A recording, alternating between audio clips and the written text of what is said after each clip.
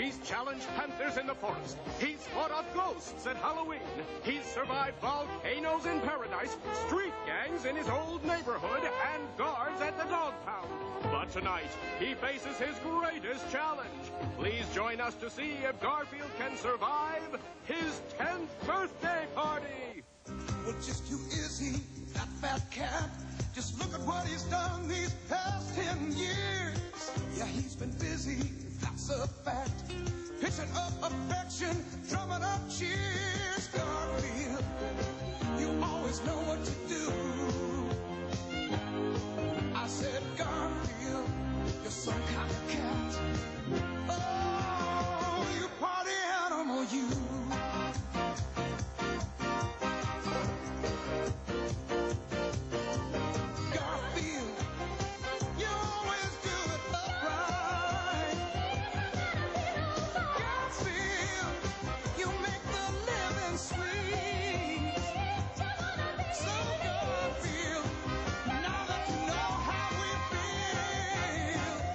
Big, fat, hairy deal.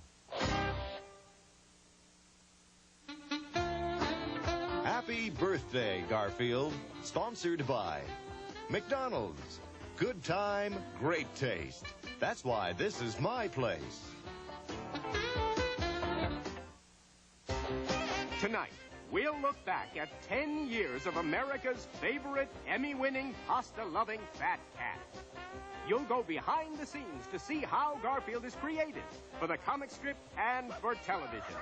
You'll also see Garfield around the world. And now, here is your host for our 10th anniversary party, the creator of Garfield the Cat, Jim Davis. Good evening and welcome to our show. We're near Muncie, where it's springtime here in Indiana. I grew up only a few miles up the road. Now I have only about a 100-yard commute from my house to my studio. Come on inside and I'll show you where I work. When I first started Garfield some 3,652 strips ago, he looked very different. He had little tiny beady eyes and big pointed ears, big fat jowls, and a big cumbersome body. He just sat there and said, "Feed me a lot." In fact, when we first animated Garfield some 8 years ago, he not only looked very different, but he sounded different as well. A mouse! Get it! Garfield, you didn't even try. Show me a good mouser and I'll show you a cat with bad breath.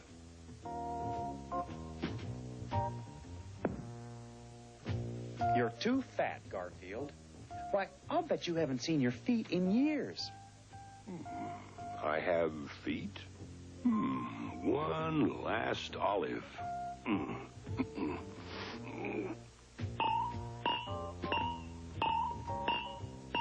Since those early days, Garfield has undergone a Darwinian evolution in that he has changed physically to allow him to do some things. Today, his eyes are larger and more expressive, his ears are smaller, his mouth is bigger to allow him to eat more food. Also, his limbs are longer to allow him to reach for pies and to kick Odie. Also, his body is smaller and not in the way so much. In fact, this is the way he looks today. I'm an eyeball man. I always start drawing the eyeballs first, and then I hope the rest of the character fits on the page. Garfield's appeal partly lies in the fact that he is selfish and lazy. We live in a time where we're made to feel guilty about overeating and oversleeping and not exercising. Garfield defends his right to do all of that. I think he takes away some of our guilt when he does it on the comics page every day. Garfield's ears got smaller as the years wore on because they didn't have anything to do with the expression. I can't remember not wanting to be a cartoonist. I grew up on a farm near Fairmount, Indiana, and as a child I was asthmatic and I was forced to spend a lot of time inside. So to entertain myself, I drew pictures. And my pictures were so bad, I used to have to label them. I would draw a cow, write cow, draw an arrow down to the cow, so people would know what it was. After a while, it became very comfortable for me to put words with pictures. I couldn't communicate totally with just pictures or with just words. For me, cartooning was a very natural thing. I'm not quite sure what kind of discipline it takes to become a successful cartoonist. Once Al Cap told me it takes two things to become a cartoonist. It helps to have been dropped on your head as a small child. And secondly, you must have no desire, talent, or ability to do anything useful in life. The one thing that's never changed about Garfield is that he has this big, portly figure, or as Garfield describes it, he's queen-sized, big boned. But he's small for a tanker. He has this bottomless stomach, this limitless appetite that we all wish we had. In fact, his appetites are very human. Garfield is basically a human in a cat suit. A lot of his tastes are so human, in fact, he doesn't care to eat mice. The thought of putting a live rodent in his mouth disgusts him. Garfield's big appetite isn't confined to the usual 3 meals in the day. There's the mid-morning snack, the late morning snack, the early, the late afternoon snacks, the early and late evening snacks. You know, one of these days, eating like that is going to give you a nightmare. Wait and see. A nightmare? Me? Get real. Imagine him thinking I'd have a nightmare from eating too much. Me. What a silly thing. What a silly...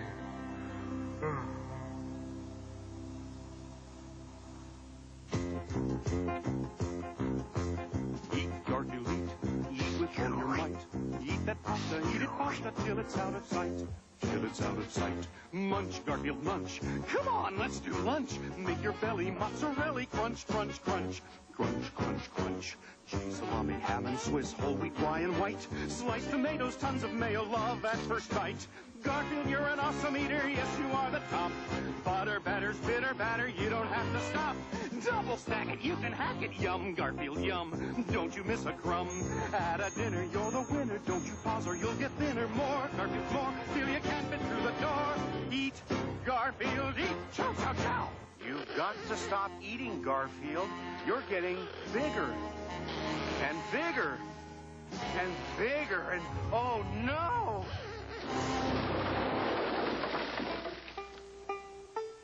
Do these eyeballs look familiar?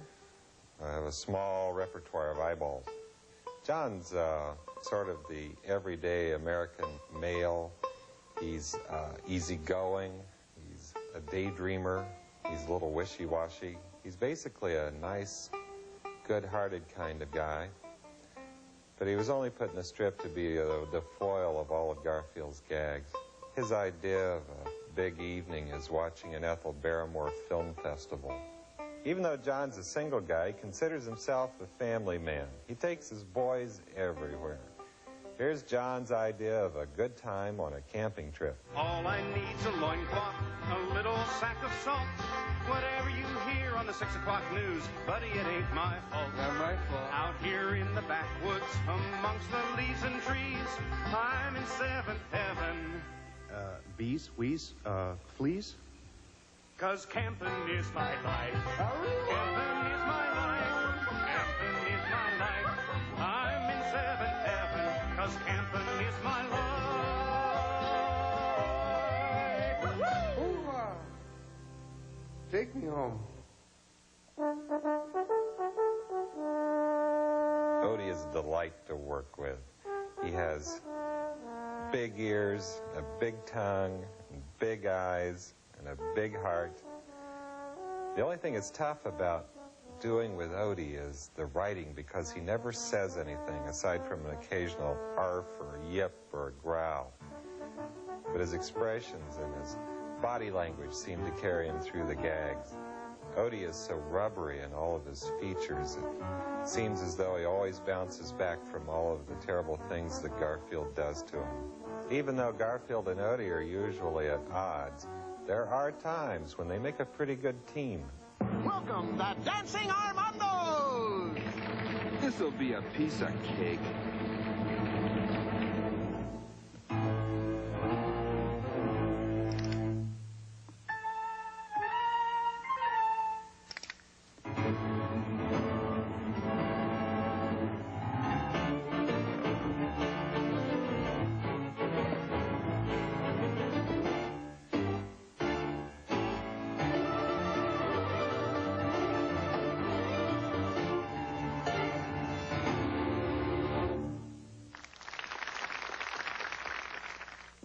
Cartoonists all approach their art in a different manner.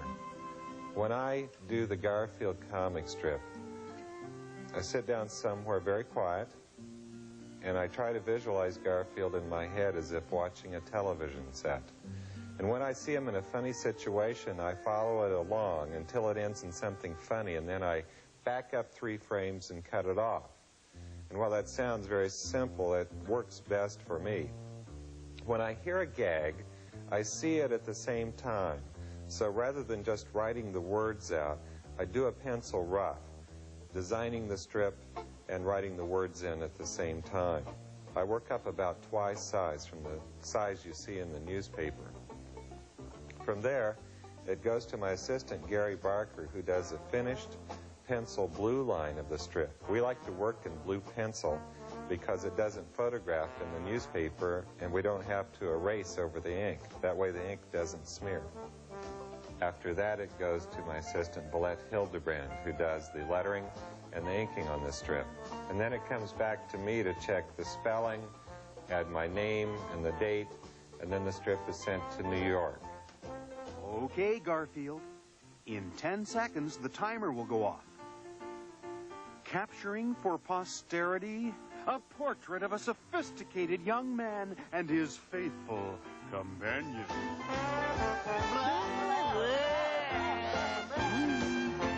The greatest enjoyment I get from doing the strip is making people laugh, or at the very least, making people smile. The nicest letters I get are from people who say that Garfield in some way has brightened their day, and they look forward to seeing him all the time. Because Garfield is an entertainment figure. And if nothing else, I hope he tells people that life isn't so bad and that we should all learn to laugh at ourselves. Hey, Odie, old boy, you know what Halloween night is? Yeah, well, take that stupid pumpkin off your head and I'll tell you. Better. That's a night when dogs have to help cats go out and get candy. That's right. And if a dog does a good job, he gets a whole piece of candy of his very own. Well, you want to go, boy? Huh? Huh? Want to go out and get candy? Huh? Do you? You want to go? Huh? Huh? Huh? Okay, let's go to the attic and find some costumes for tonight. You know, just between you and me, there are times when I love that dog. Comic strips are as uniquely American as jazz and the 4th of July. Garfield, as well as other comic characters, have enjoyed the opportunity to jump into other mediums as well. In a moment, we'll be back with Garfield in Hollywood. What do you think? Baffo, Terrific, don't change a thing. I love it just the way it is. Let's do lunch. Garfield, you should learn something new each day. It'd lend purpose to this dreary existence of yours. I'm going to the store. When I come back, I want you to have learned something.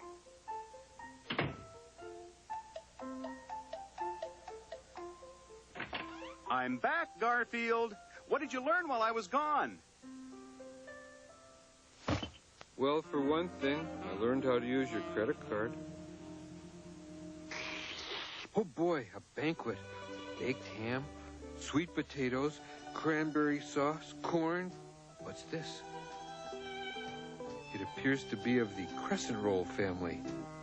A true gourmet never shies away from a new taste treat.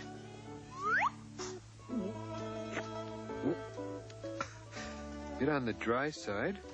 Flavor's a bit subtle. Garfield, have you seen my sweat socks?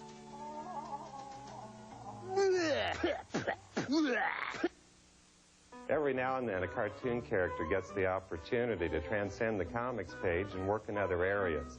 Garfield has opened a lot of doors for me. Now I get to change hats and work with plush dolls, with publishing, ceramics, a lot of other things. And quite frankly, this has helped me a lot with the strip, because before I knew Garfield as an ink line. Now I get to hold him, touch him, turn him over, and it's given a lot more depth to the character. Another exciting aspect of the Garfield program is working with the animation. Believe it or not, this is a lot more natural for me, because when I write the strip, I see Garfield moving, I hear him talking, It's much more natural to let him go about his business and do his humor than it is to freeze frame him for that 7-inch space in the newspaper to pick the most appropriate action or gesture or whatever. And now here in Hollywood is the director of animation, Phil Roman. Hi, Jim. I just thought the viewers would be interested in seeing how we put together an animated Garfield TV special. What we've chosen to show you today is a section of John, Garfield, and Odie going to their local TV station for a talent audition. We take the script as written by Jim Davis, and we develop what we call a storyboard. There are 6 drawings per page and about 70 pages per script, so we have about 420 drawings per show.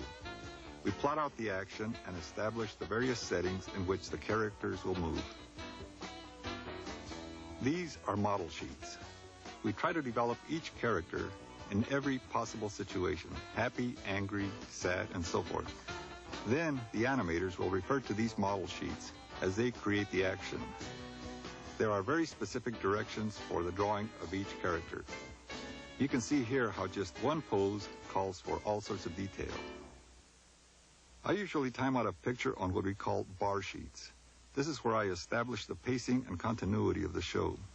I determine the length of a scene, or close-ups or long shots, and how the dialogue and action fit in. Once the animator puts enough of these drawings together, then you start to see action like this. About 12 of these drawings will be photographed in 1 second. Our production chief, Ted B. Miller, is checking out our dailies on an editing machine called a Moviola. We do the various actions in what we call pencil test animation. This way we can check the animation in pencil before we go to the expensive color painting.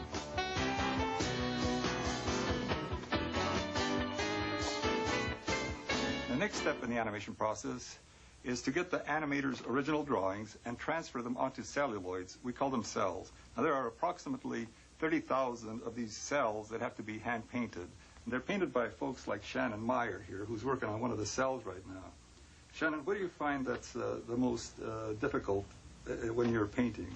Aside from staying within the line, which we all have experience with from our childhood, I would say it's getting the correct mix of water in the paint so the paint is smooth enough and thin enough to flow on evenly, and yet it's still opaque.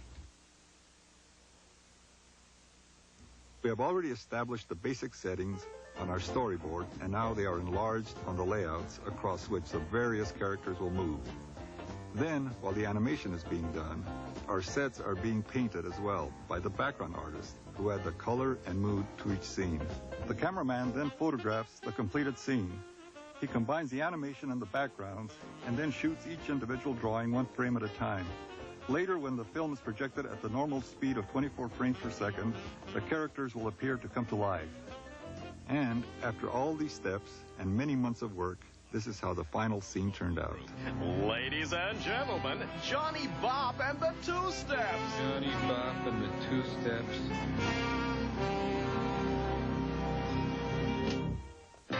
You know the women all call me, they call me the Wizard of Love. Oh, wow, the Wizard of Love. Oh, yeah, the women all call me, they call me the Wizard of Love. Oh, wow, the Wizard of Love. They call me the Wizard cause I show them up but don't know how. Oh, wow, the Wizard of Love. Well, I'm greasy as a gizzard, cool as a lizard, but I know how to keep you hard in a blizzard. That's why they call me the Wizard of Love. Oh, wow, the Wizard of Love. So follow that yellow brick road to the Wizard of Love. You guys were great! You were awful. This may not look like Garfield, but in fact it is. A few years ago, the staff and I thought it would be fun to create a book based on all 9 of Garfield's lives.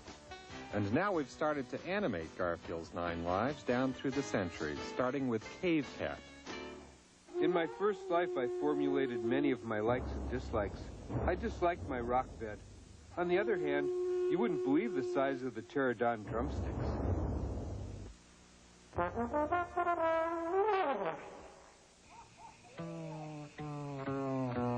About 10 million years ago, the first cat crawled out of the sea. His first word was... He had been holding his breath for quite some time. In those days, the first everything was crawling up out of the sea. The first snake. The first chicken.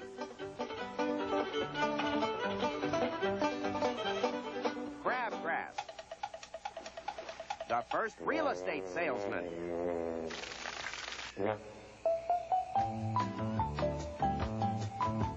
And then came the first girl cat.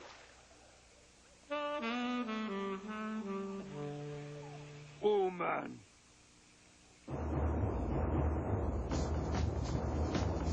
Near. Oh, man. Cat. Cat was caveman talk for darn it. It wasn't long before Cave Cat learned to talk.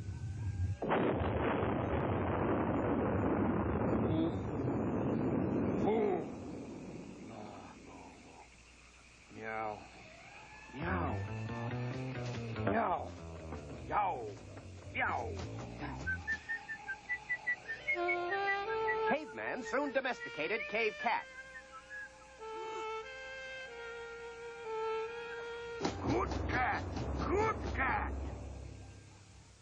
Garfield loves weekends almost as much as he hates Mondays. This fall, he'll be appearing for the first time on Saturday morning television here on CBS.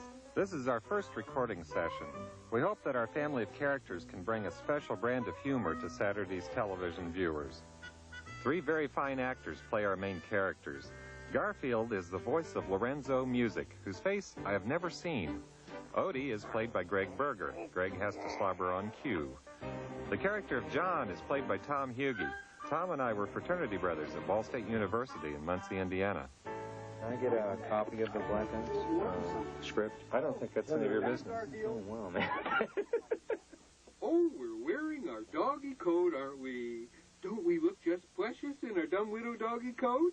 When we go on our walk, all the other dogs are going to call you a nerd. I feel so sorry for you. Come on, guys. Let's get ready for our walk. Oh, we're wearing our doggy coat, aren't we? Don't we look just precious in our dumb widow doggy coat? When we go on our walk, all the other dogs are going to call you a nerd. But don't feel bad. You'll be the best dressed nerd ever. Come on, guys. Let's get ready for our walk.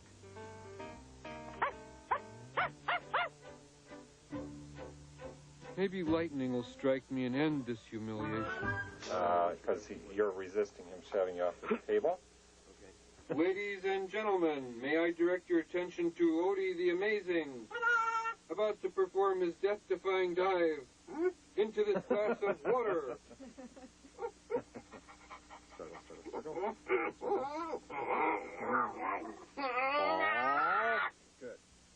Ladies and gentlemen, may I direct your attention to Odie the Amazing, about to perform his death-defying dive into this glass of water.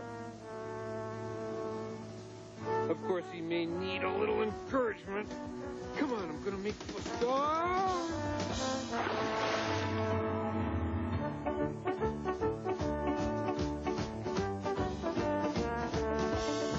When you own pets, there's never a dull moment. Desiree Goyette and Ed Bogus have written all of the music for the Garfield television specials. Just for fun, I asked them to try and write a theme song in 15 minutes for an upcoming special where Garfield is going to be a great detective. We need a theme song for Babes and Bullets. We're going to do the animation in black and white. We want to do it in the old B-movie tradition. Garfield is going to be a detective, and it's going to be done with a lot of tight cuts a la Dragnet, back and forth. Right. And he's going to be solving a murder mystery. Like a blues kind of. It's got to be a real bluesy show, yeah. And You always get something first. Right. Well, I got the counter. the music always comes first. All right, How about this? A different breed. Different breed. I like the different breed. Okay, then we've got something like don't have to look.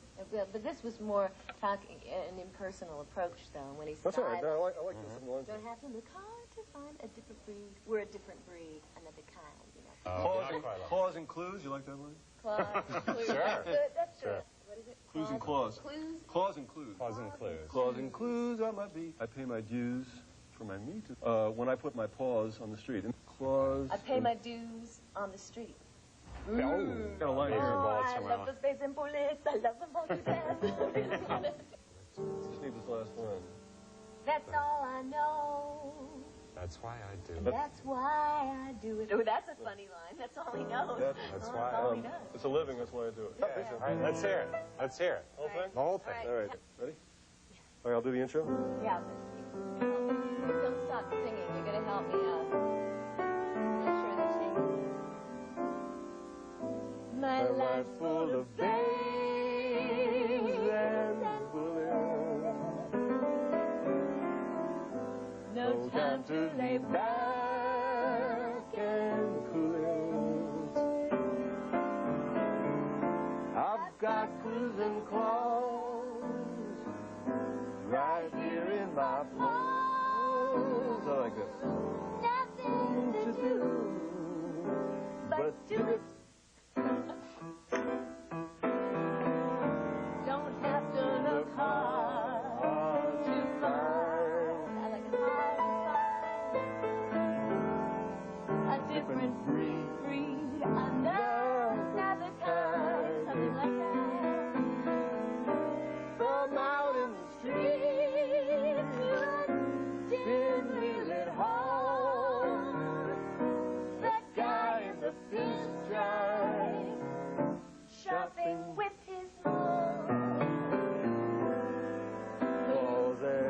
Claws and clues on my beat. I'm always going to get that wrong. Pay my dues on the street. A life full of babes and bullets. Now throw this one away. It's a living. That's why I do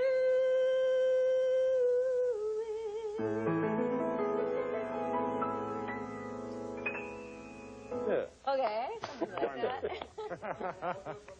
Even great detectives have to eat. I'm waiting for the pizza I ordered to be delivered. Garfield doesn't know anything about it, and I want to keep it that way. That's it. Gotta go. Bye. Gee, I wonder who's at the door. It couldn't be a pizza because nobody ordered a pizza. It must be a special delivery letter. Certainly not a pizza. Here's your money. Give me the pizza. Goodbye.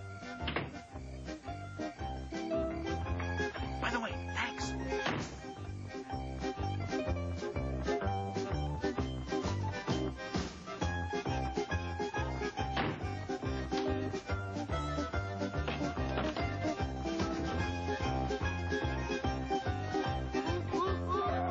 I did it!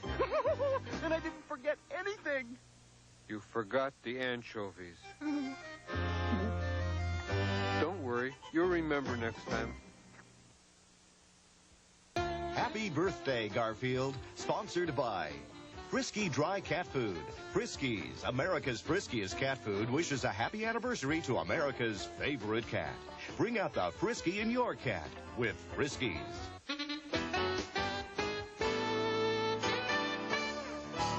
Dinner time, Garfield.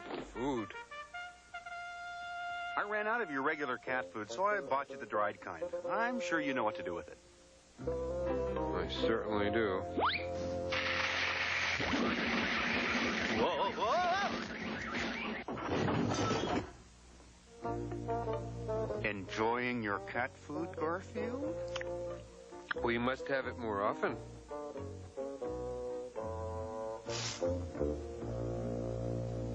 One of America's most popular exports is its comic strips. Every morning, Garfield is read in dozens of countries and languages, from Afrikaans to Spanish.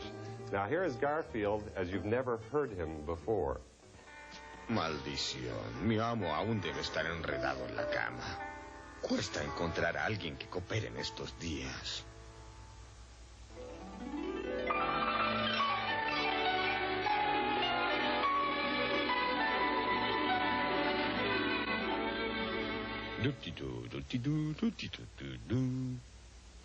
Hola, ¿hay alguien ahí?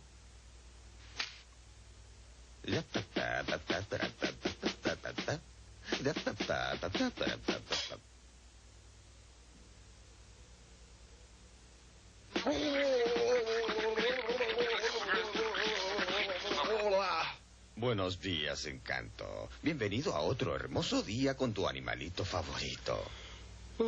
Supongo que querrás desayunar. Eso sería fantástico.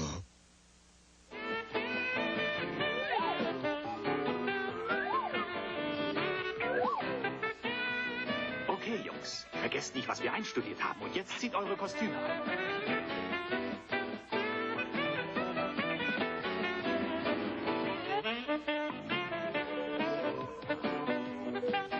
Wo warst du denn noch, Garfield?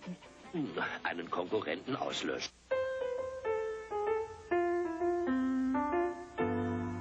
In a few years, the comic strip will be celebrating its 100th birthday.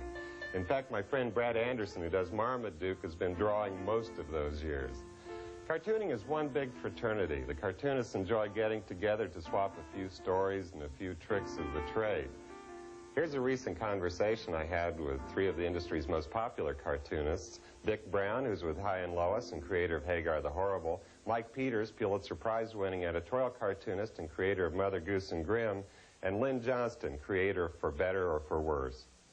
You know, you've got to enjoy your own stuff. You've got to be your biggest fan. You've got to be the actor. You've got to be the character, and that's why when you draw a frown, you're frowning, and when you're laughing, you're laughing, and anybody watching you draw thinks you're nuts. But don't you find that every cartoonist draws themselves? Really? Oh, sure. You're drawing yourself all the time. I know you are. I've seen you scratch sometimes. You just what to do. And I know you do. I'm sorry, Dick. I can't see any similarity between you and Hagar. I once heard Dick lament his school experience. I think you said in an interview once, had I known I was going to be such a success, I would have studied harder in school. So there was a wonderful old nun, Sister Everesta, made of wax. And she tried so hard with me. And she finally told me one day, she said, young man, Richard, young Mr. Richard, she said, if you don't stop doing those silly drawings, you're going to end up in the hot place. And we moved to Florida. It was 98 degrees that day. And I said, you were right, sister. Still doing the crazy cartoon. I find this picture of this man, a man named Mr. Morgan, who was my English teacher. And I had obviously given him my yearbook after I graduated to sign. Yeah. And on the bottom of the of his picture, he said, "Dear Mr. Peters, you had better start growing up real soon. Because remember, you can't always draw cartoons." Oh, that's wonderful. Talking to hopeful cartoonists, I asked them about their doodling. Are they a chronic doodler? Do they like to sketch, or do they study the art? If they're chronic doodlers, if it totally occupies their brain, if the clock stops while they're doodling, then they have great hopes of being a cartoonist someday, because the clock has to stop while you're doing your work. Otherwise, you couldn't bear to spend that many hours at a drawing board. That would be too crushing. You have to go into this dream state of being in this other world. It's like a meditation. I go into a new neighborhood, and I'm with these people. I know where the street goes. I know where the bus stop is. I know where the park is. I know what the neighbor's house looks like inside. I know what the wallpaper's like. I mean, you really have to psych yourself into this new dream state, this new community, and then you can think of the relationships. I usually start with drawing a funny picture of the main character, Hagar, in some position or other like that. And sometimes that'll spark a gag. Sometimes you sort of concentrate on a blank piece of paper and say a mantra like, money, money, money, money. Something like that. Deadlines. I think of this one guy. I was at this mall in Washington one time, and I saw this little guy. He was about 22 or something. He was sitting there, and he's reading the Washington Post, and he's reading through different cartoons.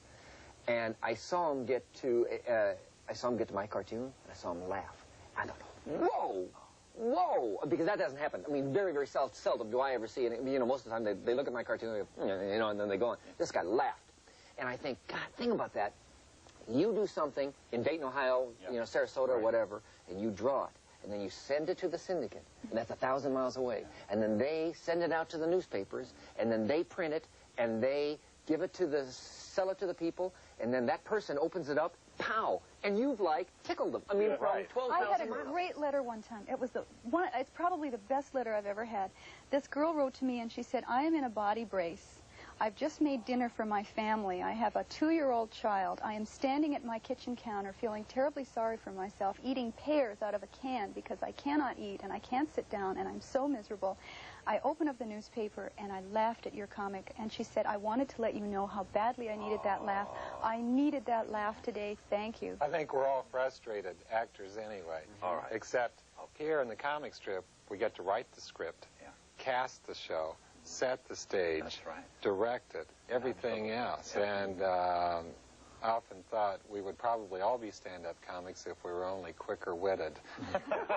As it is, we get all day to think of one funny line. Cartoonists' commitment to brightening our lives isn't just confined to the funny pages. Behind the scenes, they donate a lot of time and energy to charitable causes.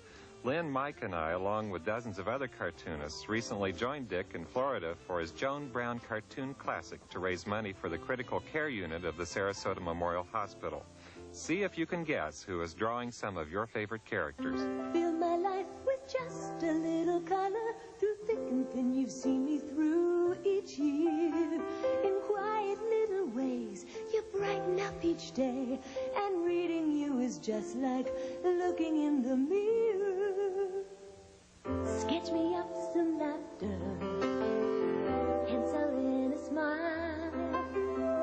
Draw out my emotions and play them for a while.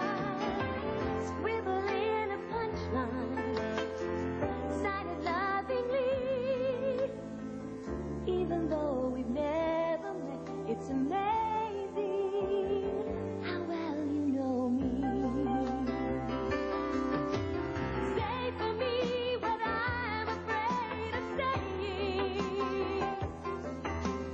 Draw for me what words just can't express. Play for me the role I can't be played. A moment from the tension, a minute without stress.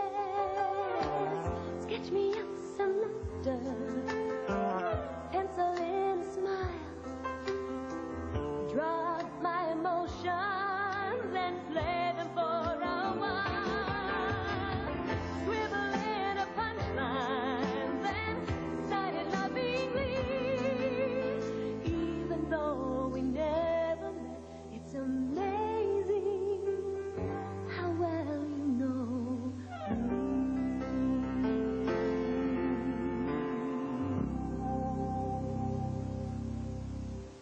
I'm always fascinated by the public reaction to Garfield.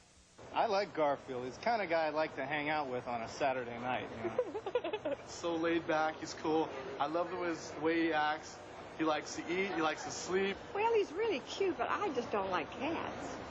What do you think of Garfield? I think he's cute, and I like cats. I'm a more of a Far Side fan. Happy birthday, Garfield. Happy birthday, Garfield. Happy birthday, Garfield. Ugh, a spider. Hold still, little spider, while I squash you with the window. Yeah, I know it's kind of cruel, but it's part of my job.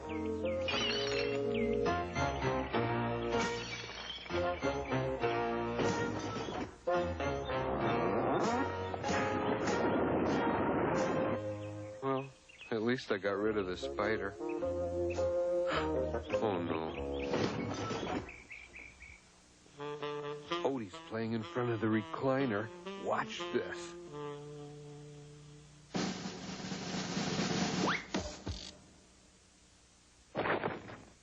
I hate to brag, but it took a brilliant mind to figure that gag out.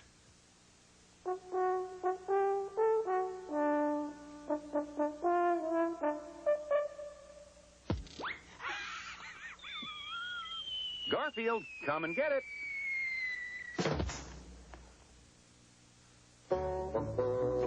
Take your time. It's peanut butter and fish head stew with pickles on the side and optional chocolate sauce. Thank goodness. I thought for a minute there it might be food. Not now. Odie, no, not now. I warned you. I've had enough of this. You're going to stay outside while I cook. Good. I hate being around acts of cruelty. Okay, John. I'll give you one more chance to apologize. It's been 10 years since Garfield first appeared in 41 newspapers. He now appears in over 2,000. And looking back over the thousands of strips I've done, I guess that these would be 3 of my favorites. Hello, diet. Goodbye, food. Irk! Hello, sugar withdrawal. I am down. Down, down, down, down, down. Down, down, down. Doobie-doo, down, down. Come down, doobie-doo, down, down. Okay, get revved up there, Rudy. Go! I love toys that don't need batteries. Our first full-length feature film will be called Garfield's Judgment Day. One of the songs from the movie is about how easy cats and dogs have it. The great Lou Rawls has been featured in all our television specials. Here he joins Desiree to record that song for the movie. No beds to make. No bills to pay. Yeah, every day's a holiday. We got it good, and that ain't bad. No lawns to mow. No leaves to break. Got no pressure and no belly ache. We got it good, and that ain't bad.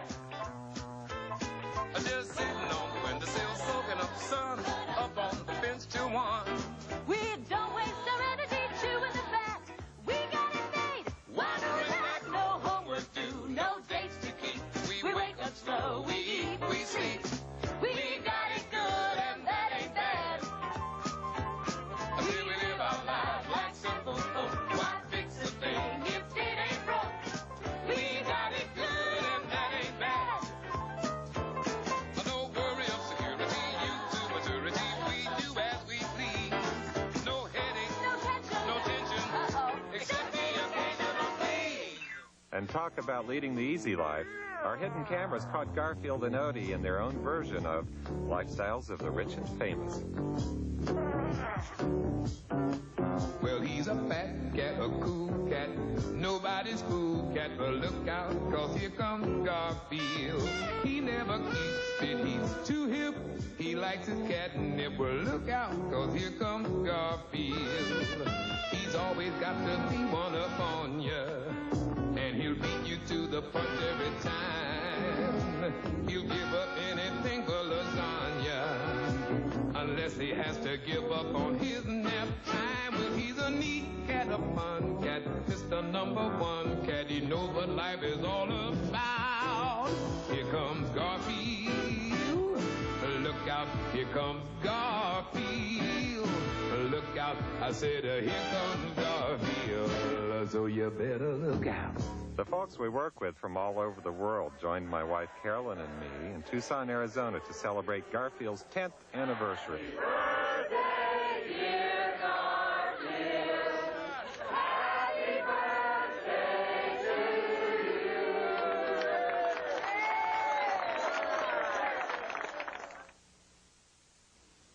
Well, nothing to do today but hang on the old screen door. I'm bored. I'm so bored. Bored, bored, bored, bored, bored, bored, bored, bored. I wish something would happen. Garfield, it's lunchtime. Now, where'd he go? I'm in pain. I'm in real pain. Pain, pain, pain, pain, pain. Now we need some carrots for color. Perhaps some spaghetti for texture. And, of course, fries on the side. Garfield? And 2 eggs, over easy. How long have you been sticking food to the ceiling? Oh, for quite some time now.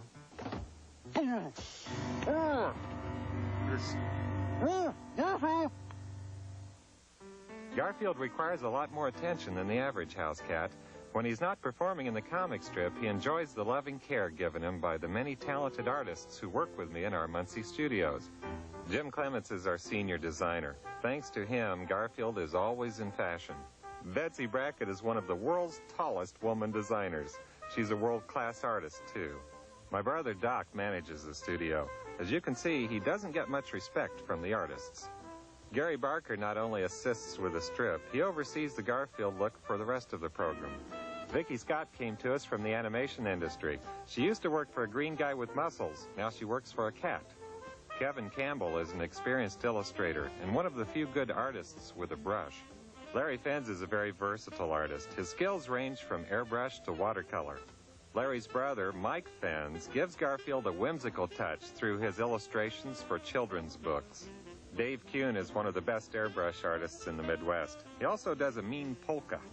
Dwight Ferris is a production artist and one of the few people who can put words in Garfield's mouth. He also does the lettering. Kenny Getzinger is a paste-up and keyline artist. He puts the finishing touches on Garfield. Some of our artists work long distance with Phil Roman in Hollywood on our animated specials. Doug Frankel supervises our animation efforts. The youngest member of our staff, Bob Scott, would rather animate than eat. Ralph Eggleston is proud of his craft and proud of his heritage. He's from the planet Zordog. Eureka! The mother lode. Look at all this great stuff, Odie. With these costumes, we can be anything we want. What should I be? There's so many sides to me. I could be handsome or brave, a king or a slave. It's all up to me. So what should I be? What could I be? What should I be?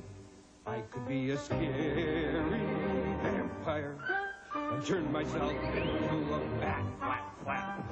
Or I could put on some black pajamas, go as a big fat Halloween cat. What should I be? There's so many sides to me. I could be an astronaut, a robot, a hobo, a clown, or an alien creature going out on a town. What should I be? It's all up to me. What should I be? Let's go. We'd like to thank you for being with us on our 10th anniversary and look forward to being with you on the comics page and on television in the years ahead. Quite frankly, after all of this excitement, I think I need to get away from Garfield for a while. So long.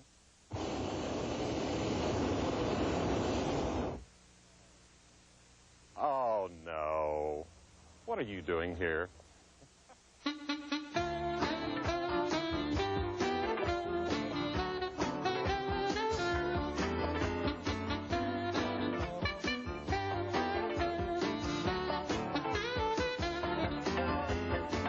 Next on CBS, the true story of a woman's triumph and the mother's heartbreak. Stephanie Powers stars in the compelling conclusion of Beryl Markham, A Shadow on the Sun, a world premiere CBS miniseries. Next.